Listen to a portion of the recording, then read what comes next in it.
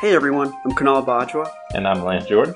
We are two nerds who decided to start a podcast in 2020 due to the pandemic. No topic is necessarily off the table, and we'd like you to join us in hearing our thoughts on various topics, ranging from anime to Zeppelins. We have it all. Here we go.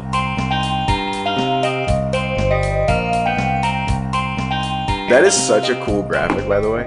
I'm glad you reminded me of that. I need to definitely give credits out to two people. One is Kiana Rochelle. Her tag is at WTF Kiana. She is a phenomenal artist. I've known her for a year. She's a dear friend, hardcore weeb, and just all-around good human being. The other one is Chris. He goes by CJ for the most part, and he is at Brown_Rice 1996. He did the Sub-Zero and Saiyan armor for us. He's a phenomenal guy. He used to work at Apotheosis. Now he's, I believe, working at a casino as a sous chef or a chef of high order, as I would expect to be. Really, really just gem of a guy. Both St. Louis sourced. I want this podcast to also just be like a time for local talent and everything like that. Again, I am one of your co-hosts, Kunaal Bajwa, and Lance Jordan. We are here today to talk about something called pro wrestling. And we have our first guest. Special guest. That's right, my brother. What's up? Hello. I'm Curran. Last we heard, that was his name. So how did you guys meet? It was like 1992. It was. And it was May. It was a different state. I was asleep, and my aunt woke me up. Oh, that's right. And told me, lived with us that time. "Hey, listen, your brother was born." And I was like, "Cool." And then I went back to sleep. That's fair. And I think that's pretty fair. She woke me back up, and she said, "We have to go to the hospital." And I was like, "Well, that was the beginning." And thousands of wrestling moves done to you later? God, here we are. That's the best thing to do to little brother. 100%. Wrestling moves. I hate And I was you. I was old enough to like control what I was doing Lies. to him, where it wouldn't hurt. You know, he was on a nice bouncy bed. I could never control it because like me and my brother would like fight for real. Oh, Like, one time I know I gave him like the F5 after like learning about the move. He had fell off the bed and bounced his head onto the floor. Concussion? This was like in the basement. No, he didn't have a concussion. Oh, phew. He's okay. He like threw up like right after it, and then he like tried to fight me. Oh. So Good for him, man. Damn. What's your brother's he's name? all right. Landon Jordan, if he listening to this, he's a stronger boy. Hey, man, that is impressive. I would have been like, I need a potty break, and I need all the breaks after that. No. My goodness. You had fun. No. A little bit. I actually did have a little fun. Yeah, okay, I had a little thank you. fun. I just was not a fan of the carpet burn. That was not fun. Carpet burn. Yeah, it was bad one time. My back got all messed up because of that. My mom I put him in the sharpshooter, and I had him turned over, and he was on his belly, and he was wriggling. I don't know why. You should just let me do it. Because I was a child worried for his life. And giggling at the same time. I don't know. Mostly worried. But then he, got a little carpet rash on They his. tap out, right? But, yeah. I didn't know that. I was watching cartoons. I kept telling you to tap. I didn't know what that meant. I hadn't seen Cappy Gilmore. I didn't even know what that meant. But anyhow, by the way, when you said F5, my brain immediately went to like refresh on the keyboard or something. No, that was the name of Brock Lesnar's finisher. Okay. Still is to this day. Fun fact, in the sound community, the guy that taught him grappling was a guy named Eric Paulson, who was in the UFC pre-Pride days. Holy shit. Yeah, he was one guy that you did not mess with. I've seen his clips. There's even one part where he had a ponytail, and the guy he was fighting actually ripped it off. Oh my god. Yo, pre-Pride, that was the wild, wild west. Yes. They just filled these dudes full of roids. They're roided to the gills. And they went out there like gladiators. He was just pretty killing lean, each but other. I believe it. No, but like everyone was on something, dude. Yeah. This is like the perfect time for them to get back on something, though. I'm Because saying. it's like, PEDs. Every sport. yeah. All of them. I want in baseball, I want them to hit 700-foot, home runs, all that stuff. Yeah, So- you got the empty stadium, so Might as well. It's perfect time. So obviously our podcast is about pro wrestling. We wanted to really talk about this because we've just heard the news about the Hulk Hogan biopic movie. Yeah. What are you guys' thoughts about the movie and everything in general? What I'll say is, I understand why somebody would want to do a story about Hulk Hogan. He's one of the most recognizable wrestlers probably of all time, like popularity wise. Maybe that generation is kind of like getting older now, but just based on like the stuff that's come out fairly recently, like in the last 5 years or something like that, about how he's talked about black people in the past, how he's possibly treated black people in the past. And I'm saying it in the past. He may still do it. I have no idea. Yes. Right. But the fact that he still gets a little bit of attention from the WWE kind of bothers me. They try to bring him out for a couple of guest spots here and there to like kind of test how crowds would respond to him and stuff like that. Just like let it be. He apparently apologized to a bunch of the wrestlers in the back. Yeah. At the end of the day, it's not just the wrestlers; it's also the fans, right? Yeah. So I don't know. I'll watch it for the pure like curiosity of it. To see, Hemsworth be Hulk Hogan. That was one thing I am surprised about because he's way more attractive than Hulk Hogan. I don't even think he looks like Hulk Hogan. You need to look at like back in the day Hogan. Like Back in the day, Hogan. Okay. He had more blonde hair. Like I could understand, you can see the resemblance. I mean, he's like the only blonde in Hollywood right now. Chris Hemsworth. That's of note. That's of note, and who can pull off that physique. Definitely for Thor and whatnot. I guess I share a lot of Kerwin's thoughts about the movie, or just Hulk Hogan in general. But I mean, I can definitely see why this movie is being made. I'm not mad at the fact this movie is being made. Being an African American, I can kind of separate growing up watching wrestling before I knew all this about Hulk Hogan. Yeah. So, I was a huge fan of Hulk Hogan growing up. So I can kind of separate that a little bit. The thing with me about this movie is, where do they cut the Hulk Hogan movie off at? Because he's had such a long career. Yes. For me, I think the best way to end this movie would be like with the Andre Giant Slam for that WrestleMania 3. Yeah. So I think that's the best way to end it. I would also say I think this movie works better as a Netflix TV series. I'd be down for that. Yeah. 6 or 7 episodes, season 1. You get through one season of Hogan, then you time skip to, other stuff you're doing, because this would be too huge of a movie. For sure. For you to, get it right. And for it to be well done. Well, is he a producer on it? Do we know? That, I don't know. I would wonder, because then you kind of wonder, how honest he wants to be about his life, because that could be really interesting. That would be something that could make a lot of money if he, told the whole truth. Yeah. About stuff, and then that could be a way to redemption a little bit, where he recognizes it, puts it into a show about himself, and is honest about it. I don't know.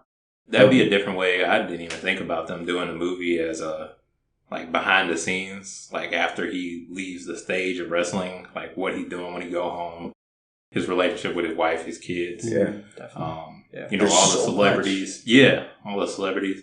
I would think of it more you ever see the movie The Wrestler? Yeah. And how they did that movie? And I thought that was a beautifully done movie.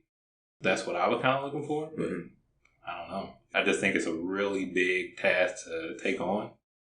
Yeah, your idea about it being a series would be cool. Yeah. It would be easier. You could flesh it out a lot more. Could you guys give me some background on your take of what you remember, how wrestling, the WWE, the WWF, as it really started? It doesn't have to be super comprehensive, but just something that gives us a background.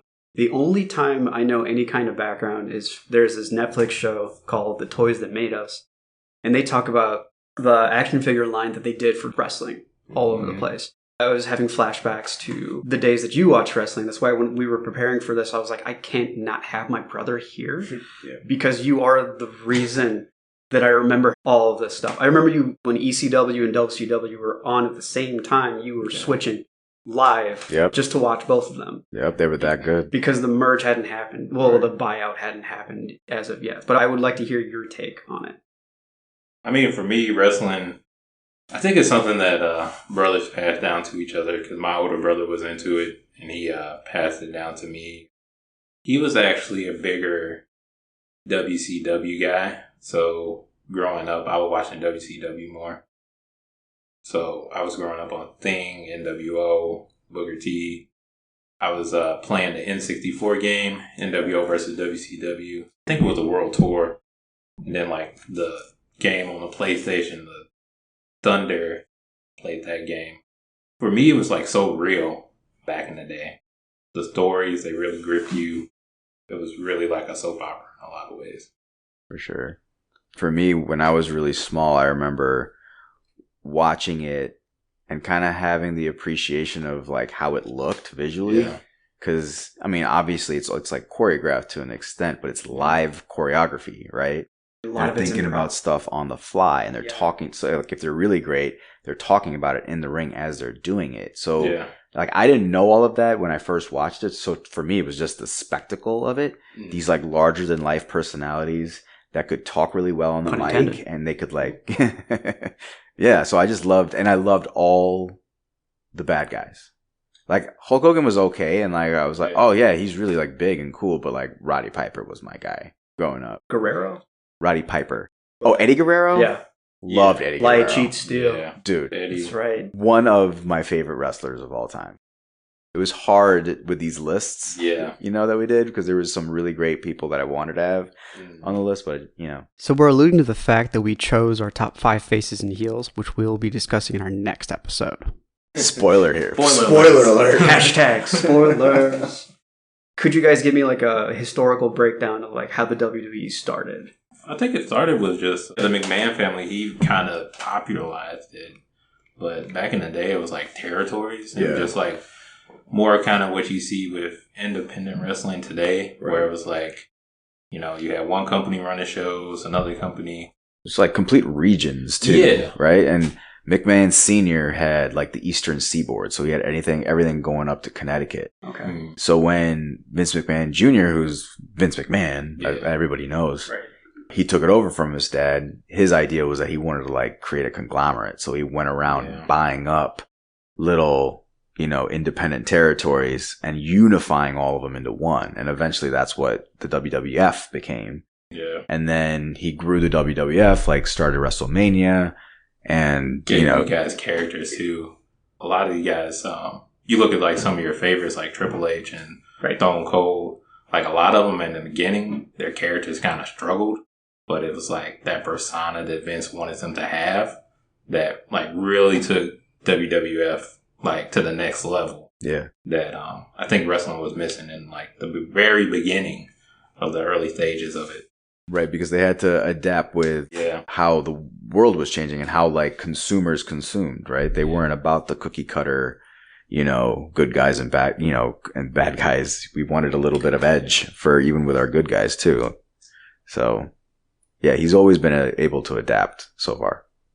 I don't know if he's adapting very well right now, but I mean because that could just slide into like today's wrestling, like. Has the empire crumbled, essentially? Ooh, I don't know. Or splintered, rather? It has, it's weakened. That's a good way to put it. Okay. I say it weakened because I think it's what Curran just said. I mean, it's lost its edge. I would kind of blame it on this PG society that we're living in now.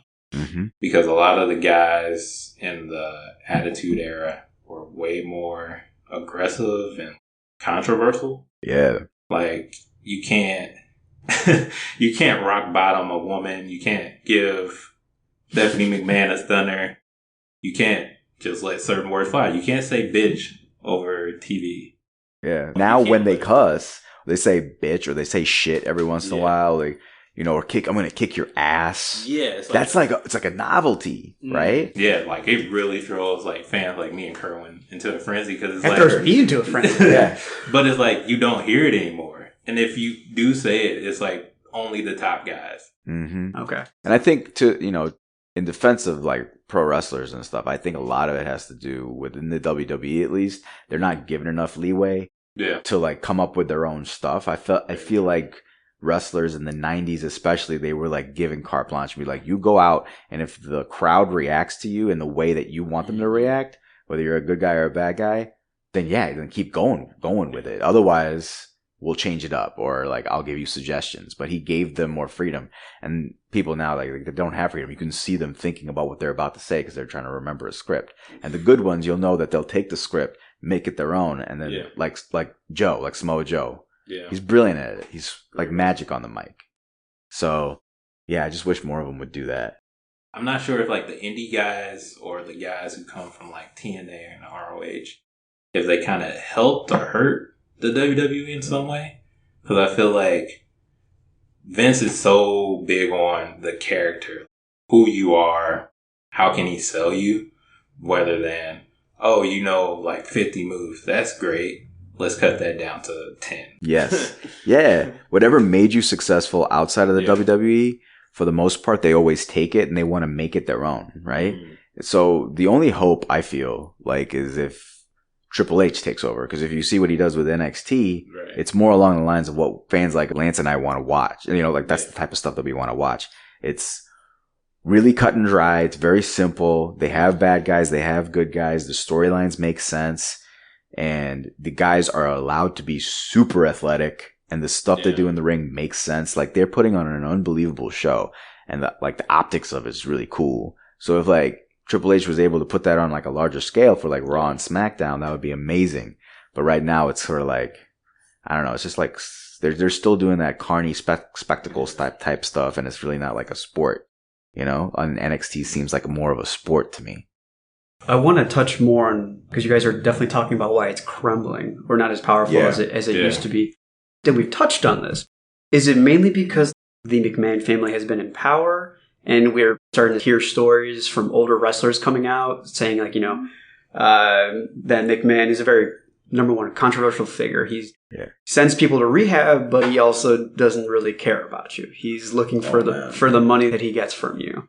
What is really causing not just PC culture and society that's happening right now, like what is really causing everyone to kind of break away? Because I'm starting to hear a lot of people, like Ron Funches is big friends with a lot of wrestlers these days. And on his podcast, he always mentions that a lot of people have been going independent. And so NXT is definitely one of them. Well, and AEW is really the big competition. And Impact is putting on some good stuff now, too. Okay. Yeah. You know, ROH has been putting on good stuff, but they're, you know, you can't find them all the time on TV and that kind of thing. But as far as like the reason to me as to why they're crumbling, it has a lot to do with the fact that they're just, I don't think they care because like their pockets aren't hurting necessarily. Okay. Yeah. You know, like they're still making a ton of money. Like he puts on these shows for Saudi Arabia, which in and of itself is controversial.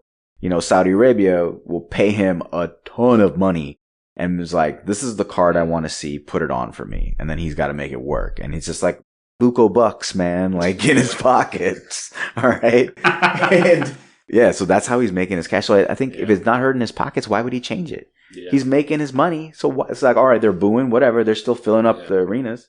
It hurts their pockets, which I think AEW is starting to do a little bit. That's when they'll make changes. I think, like, I love what AEW is doing. And to me, a lot of that reminds me of, like, when I first discovered TNA.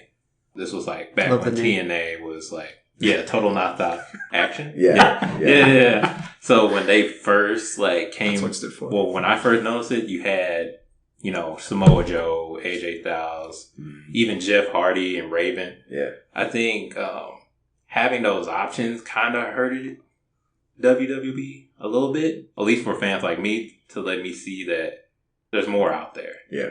And then, like, my interest in TNA grew into my interest in ROH. And then I would watch guys like Daniel Bryan put on, like, an hour-long match. I'm like, why the fuck don't I see that in WWE? Like, you had Samoa Joe and CM Punk fought, like, to a 60-minute draw. Yeah. You don't see that. You don't see the athleticism in WWE. And I just feel like that hurts, too. That fans know there's something else out there. 100%. And they're not getting it. If you're a fan of something, I'm not saying you have to cave all the time to what your fan base is saying, but if, you know, they're asking for something in, like, a very loud voice, maybe, like, listen to it. And to the WWE's credit, they have when they've caught, like, lightning in a bottle recently.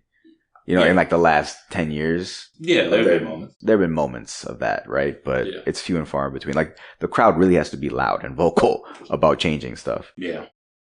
Since we're talking about a movie that's going to it would remind me of my childhood too, to a certain extent, because I definitely saw Hulk Hogan in a lot of cult classic Three Ninjas or Surf Ninjas and stuff like that, where he played the bad guy. And I definitely remember seeing him in those kind of movies in the 90s. Remember Thunder in Paradise? Thunder in Paradise. Yeah, brother. So, like, what are your earliest, fondest memories with wrestling, specifically? Like, what stands out to you off the top of your head from that time when you first started, like, enjoying it as fans? Saturday mornings, they used to have wrestling on, I don't know, I guess it was like Channel 11 or whatever when we lived in New York. And I would watch the Saturday morning wrestling, and it was always, at that time, it was Hulk Hogan, kind of toward, like, the very peak, you know, like late 80s, early 90s. It was just like peak. So those are the first memories I have of like watching Saturday morning wrestling, and then it turning into me watching Raw every Monday night and like getting into that.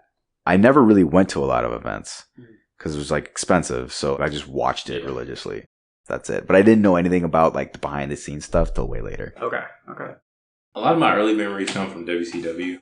I was watching Thing fight against the NWO. I saw Goldberg. He was going on his like tear of this win streak. I remember one time we ordered the pay-per-view where I forgot who Goldberg were fighting, but I think it was a tag match, and it was like if Goldberg lost, he was fired from the WCW. And I remember watching that pay-per-view, and then he lost, and then like me, my younger brother, and cousin cried because we thought Goldberg was out of here. We thought that was the end of him. But come to find out, he just wanted to make movies for a little bit, disappeared from wrestling. But that's how real it was to me, you know, that I was like that invested. It wasn't until like years later that I like actually had like another moment like that in wrestling where I cried. I think it was when Eddie and Chris Benoit both won that was such a cool their titles. But then tragically when they both died, those are two moments where I was like crying again. Yeah. Like for me, Eddie Guerrero was like my favorite wrestler of all time. He's up there. And I think when we get to eventually this list, I couldn't put him in a top face or a top heel because I feel like he kind of transcended that in a way.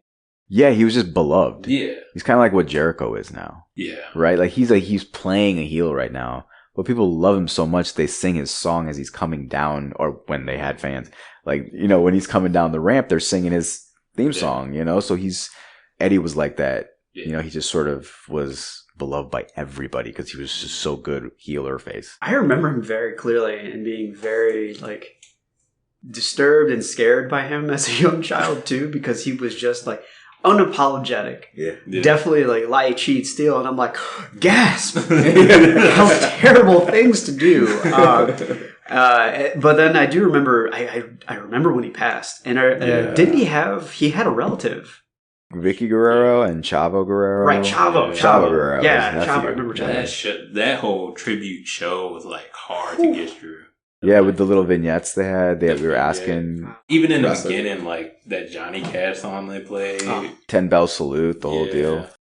And then for me too, it was like, that was like my first wrestling event I went to when they had came like maybe a week earlier to St. Louis. Mm-hmm. And it was like Eddie versus Batista.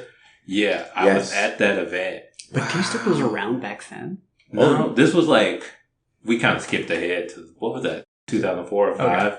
You know, they're having this match. I'm actually there. I see it. And then like the next week, he passes away. Right, like it was the next week on TV. Yeah. They had to do that tribute. Yeah, that was a tough episode to make it through. And then it was like one of those episodes where they all broke character. Yes. So it was like, this is bigger than like just the entertainment thing. Yeah. So it's like, you see every good or bad guy, you saw them all cut these promos talking about how much he meant. You saw everybody unified on stage. I think the only time they did that before was for 9/11. Yeah.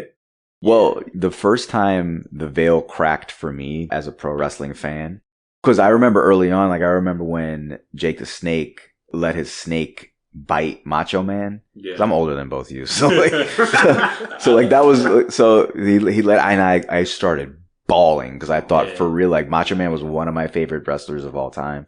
He's gonna die. What's happening? I don't know. But when the veil cracked for me was, it's Bret Hart versus the Montreal Screwjob. Right. I've heard about that. Because I feel like that would have just made it more real for me. Because like, looking back on the film. For sure. Yeah. You just became more of a fan. Yeah. It's more interesting. It sucked you back in. Yeah. For sure. Because I was like, oh, so there's a whole other level to this that I don't know about. Like, of course he didn't tap. Like, what's going on? Like, why is Vince McMahon out there and why is he getting spat on by Bret Hart? Because they kept the cameras rolling and you had no clue as to what happened. It was brilliant. Okay. You know, I guess because I'm a younger, probably not by much, but I think what kind of hurt wrestling too was like, you had that event and then like, they copied it. Yeah. Like over and over. In your head, you're like, okay, what the fuck is going on? You don't have anything new. Like, yeah. So even with like, I think back to when Brock Lesnar slammed the Big Show and they cracked the ring. I think that was like a legit moment. I don't know if it was or wasn't, but like they imitated it like 2 or 3 more times. Exactly. They beat stuff into the ground a little bit. You know, when they find one thing that works, they try and do it over and over and over again. And they won't do the stuff that could work again. You know, like they're always trying this like authority and like one rebel thing. I'm like, stop that. There's so many other stories that you can tell, you know, and I think Vince is stuck in a cycle. What's often lost from fans who are outside of wrestling, even for me to a certain extent, in the past couple of years, I've read articles on it and I've learned what they have to go through, that they don't have any health insurance. They truly are doing this because they love it. They're all really good friends off the screen, which is really cool to hear. There is a huge amount of preparation and story. I remember very clearly when you were past, I think you were dating Lauren at this time, his current wife. She's awesome. She's a great baker. Love you, Lauren. Shout out to Lauren Bajwa. She has some great kids, too. They're okay. Okay. But I remember you said this, and it really stuck with me because Mom and Lauren were very unhappy with you one day, and we're like, "Why do you keep on liking wrestling? What's wrong with you?" And you said it's a man's soap opera in a lot of ways, or in sticking with 2020's understanding, it's another version of a soap opera for certain people, and I think that's really true because I've watched a couple of matches with you recently. And I've really seen that every time that they go and they're doing tremendous amount of flips and catching each other, definitely have not had a carb since 2005. They do everything they can to make you just feel so invested because every time he's about to tap him or they're about to tap somebody, they break out. And you're like, oh, well then I gotta keep on watching. Yeah. They keep you invested. And that is really hard to do. That's a sign of really good storytelling, honestly, when it comes down to it. To me, they take the best, like my favorite parts of live sports, but they can manufacture it in a storyline. Yes. Right? So it's like the best of theater and the best of like sports. Maybe not the best of theater, but like the best of what theater has to offer in like live improv, you know? You have to kind of make stuff up on the fly that's entertaining. And then sports and athletics and like, I mean, it's like a beautifully choreographed ballet when there's like people in there who really know what they're doing, you know? Very much so. So yeah, you're absolutely right on that. Well, thank you. I try. I know how wrestling could become better. I mean, wrestling could be better if they were just, they told better stories. They told more diverse stories. Maybe it's changing now, but I feel like if you're not a white wrestler, if you're a person of color, they give you the most bunk storylines, the most stereotypical bullshit. Inner city. Yeah. If you're an African American wrestler, like good luck getting something that doesn't have to do with like you being a gangster or you being like a preacher or you do, you know. I mean, tag teams are they going to be? Right. You had Crime Time. Right. Like, and then you have Street Profits is the one that's out now. Like those dudes, and don't get me wrong, all these dudes are talented as all get out. Yeah. But you give them these gimmicks that are like insulting. And not to mention all the brown people that have ever wrestled ever. We are either terrorists. Or in my case, I have the Iron Sheik on, you know. Hilarious now, heel back in the day. Mostly because people were racist as shit back then, you know, about Gulf War, all that kind of stuff. So they always pin us as these stereotypical things. And I wish that they would tell more of those stories, but they need those type of writers, you know? And the McMahon family probably doesn't want to do that. Not always. And if they do have them on the staff, they don't necessarily like give them the final say on it. I think they just need it at this point. WWE has done it in the past where they'll like hint at the fact that, oh, AJ Styles was the champion at this other place, or, you know, things like that. I think they just need to fully embrace the fact that there's an Impact Wrestling, there's a ROH, there's AEW, there's New Japan. I think they just need to work together. Everybody. I just think, like, maybe not ROH because it's kind of smaller, not the NWA smaller, but like, if WWE and New Japan put on a crossover show, that would be like the biggest wrestling event in probably the last 5 years, maybe. What makes you think they're not working together right now? Well, chaos creates controversy, right? Which creates ratings. The fact that Chris Jericho left the way he did, the way they handled Shinsuke, who was like my top New Japan so good wrestler, like, before he went to WWE. Could you give a quick background into New Japan? You got an awesome shirt on today. Oh yeah. Oh yeah, the American Nightmare. I don't know the history, but I know it's like what the WWE of it's Japan. Yeah, like it's the biggest wrestling show out there. I mean, there's others out there, but it's the biggest. You had superstars like Hulk Hogan back in the day, competing. Bruiser Brody back in the day. It's been an enormous promotion outside of the United States. And they're another one that they're an alternative now too. Mm-hmm. The way they handle Shinsuke as a character, NXT does a good job of kind of like, you know, here's a former champion. This is how he should be regarded. Right. But when you go to the main roster, it almost seems like it doesn't exist, and they want us to pretend like it doesn't exist. Right.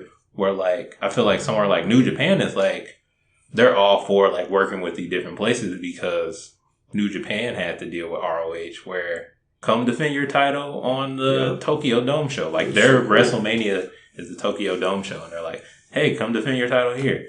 Like, hey, we'll even let you put your guy over. Mm-hmm. Or they'll be like, hey, let's send some of our guys over to America to work, get some, you know, exposure. You send your guys, get some exposure. They brought in Chris Jericho, like, recently. This is, like, a multi-time champion. This is an Intercontinental champion. Legit. Like, they'll mention, like, oh, he's a WWE superstar. Mm-hmm. They're not afraid to, like, say, hey, this is who this guy is. This is why you should give a fuck. And then, like, he's, like, on the top bill of our show. They don't insult their audience's intelligence, right? For the most part, if you're, like, a regular fan, you know what's going on behind the scenes. So just, you know, treat us like that. Yeah. You know, let them know. We know where he's from. Just tell us. Recently, they signed Killer Cross that was in Impact Wrestling. NXT does an okay job with him now, but it's like, we know where he's from. Right. We know his history. We know what he can do. The same with, like, AJ Styles. I feel like that was, like, the first time Vince was like, okay, he's a big deal. We can't ignore it. We can't send him to NXT or, like, kind of rebuild him in a way. We not going to give him the Samoa Joe treatment. Even though Samoa Joe shouldn't have got that treatment. Hell no. But they were like, AJ Styles, let's put him on our second biggest show of the year. Put him in Royal Rumble. See what happens. And, like, people went nuts. That pop was insane. Yeah. So you guys just mentioned New Japan Wrestling. In Yakuza 6, you get to fight a couple of them, like Rainmaker, Kazuchika Okada, Hiroshi Tanahashi, Toru Yano, and Satoshi Kojima. And you get to beat the crap out of them, so what's not to love? That's awesome. My earliest wrestling memory probably... Getting powerbombed? Well, I mean, outside of WWE, yes. Getting powerbombed, like, repeatedly, and then one day getting a little older and feeling like, my body is still somewhat okay. I guess I'm invincible. And then I got a little older. I'm like, no, that's not the case. Speaking of power runs, there was one time where I think you felt really bad. And so you were doing this one thing where you would run, and then I would quickly, with the biggest air quotes, dodge to a certain side, and you would hit the bed. And you kept on doing that around the room just to make me feel better. And I'm like, I'm amazing. But that was, 10-year-old Kunaal. So, but my earliest wrestling memory is probably watching The Rock, specifically say, do you know what The Rock is cooking and doing the eyebrow move, and then seeing him move into Hollywood, and just how, that hurt. Yeah, that did. Hurt. Yeah, it really did. And people hated him when he came back. Yeah. I do remember that. I remember like the crowd just like if he didn't want to, he became a heel right away.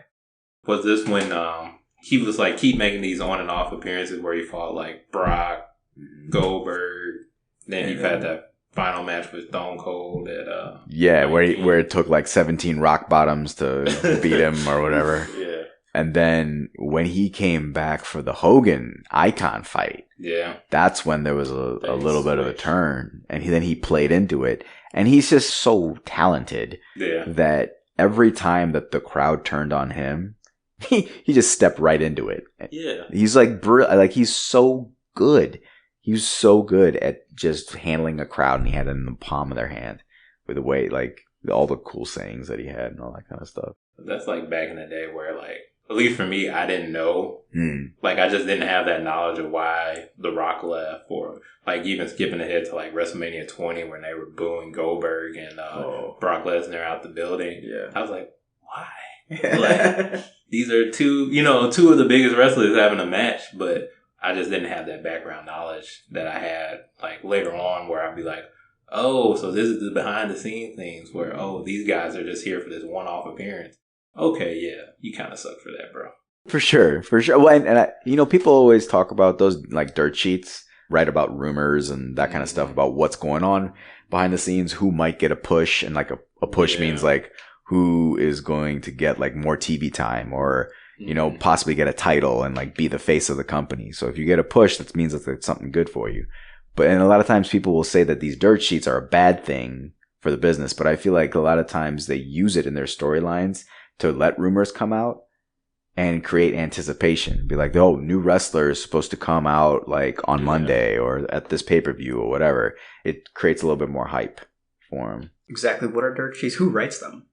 They're quote unquote journalists. They're dudes who are like plugged into a lot of these promotions, and they have contacts, and they'll tell you about possibilities having to do with the storyline, what might be coming up, whether there's a wrestler who like has a contract coming up or might sign with a new company, and they create, a little bit of buzz for that, and, a little bit of buzz for these promotions in return for information. Yeah, but they get really popular, and people will believe anything and everything some of these guys say. So I think a lot of these promotions use it to their advantage too. Okay, cool. What is your favorite wrestling match that you have seen? For both of you. Yeesh. Like, we're talking about, like, okay, because if it's moment, it's different than moment and match. Let's go moment then. Okay. Yeah. Oof. Your favorite moment in wrestling?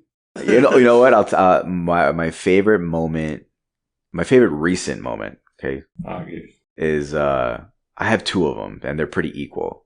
One is when CM Punk had the Money in the Bank briefcase and cashed it in on his supposed last day of his contract, and it was in Chicago against John Cena, and he said, I'm going to win the title and then I'm going to leave this company, and he had that whole run, and when he won, nobody knew what the fuck was going to happen.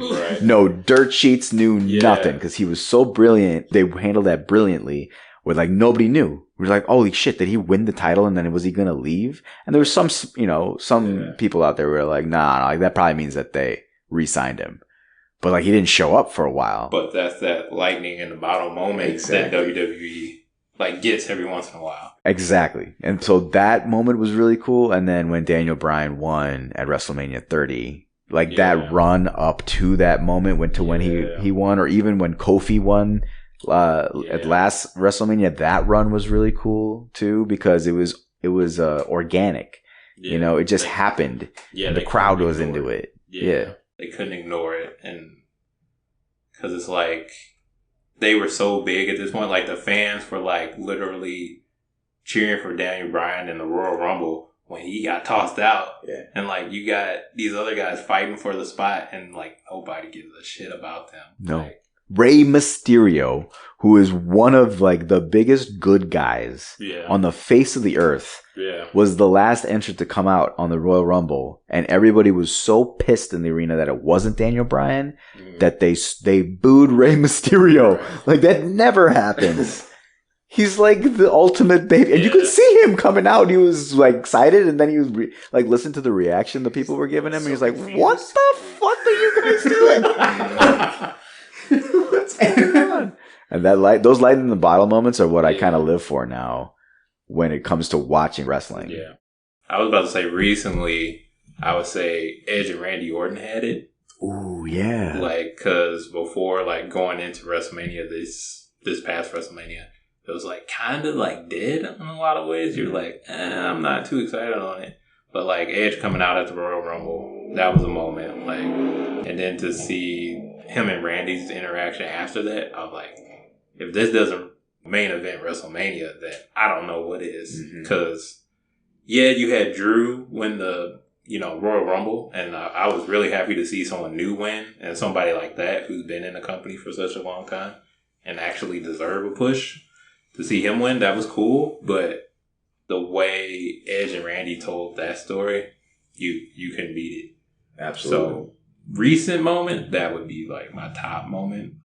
Another moment too, going back a little bit, was the Nexus.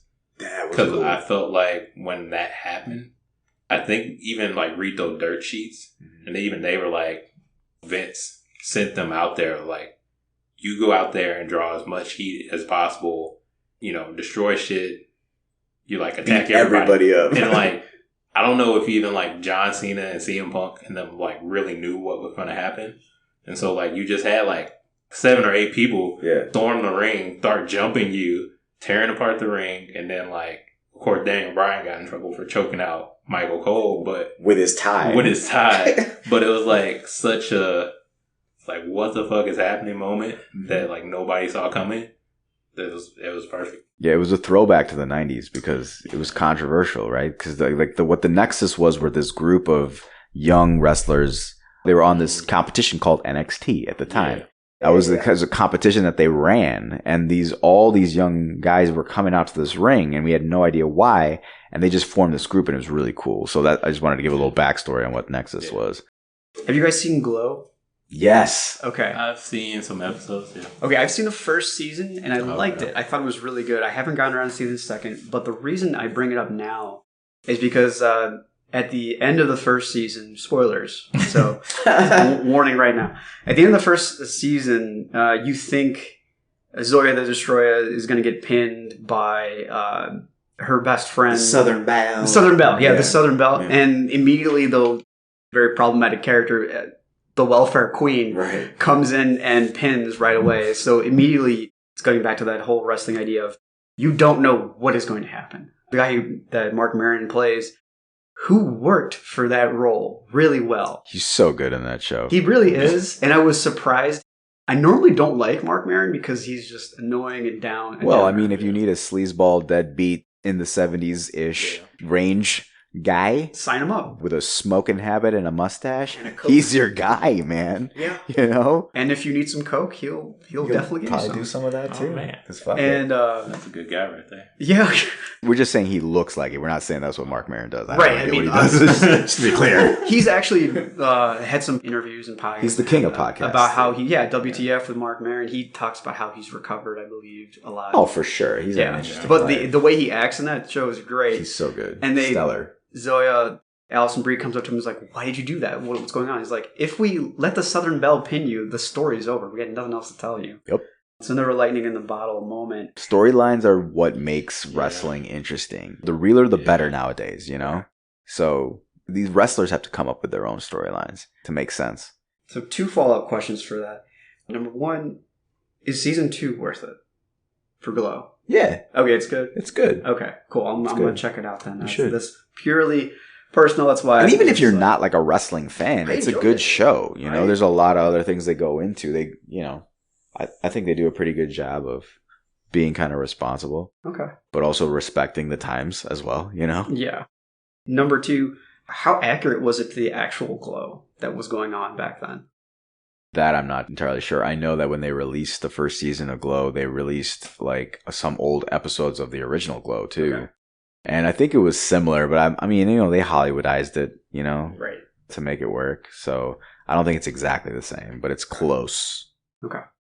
You've seen some? I've seen a few episodes. I mean, I liked it. For me, and I think I've talked about this on that Arrow podcast, was like, for me, I'll watch a show and then it doesn't like grip me at first, and then like it'll be a year or two later or a couple like seasons in, and then I'll be like, all right, I'm going to binge this all the way through. So Right. maybe that's what I'm waiting for on that show. Maybe. But I do love Allison Brie. I loved her in Community. Right? Yeah. Yeah. So that has been a wrap for our episode this time. I'm Kunaal Bajwa. Lance Jordan.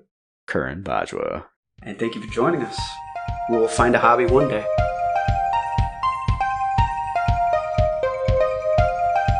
Hey fan peeps, thanks for joining, and as always, we appreciate any feedback. You can follow us on our Facebook page, They Need a Hobby, and also at TNAH Pod on Instagram and Twitter. Hopefully one day we'll find a hobby and maybe even be one of the cool kids. Peace.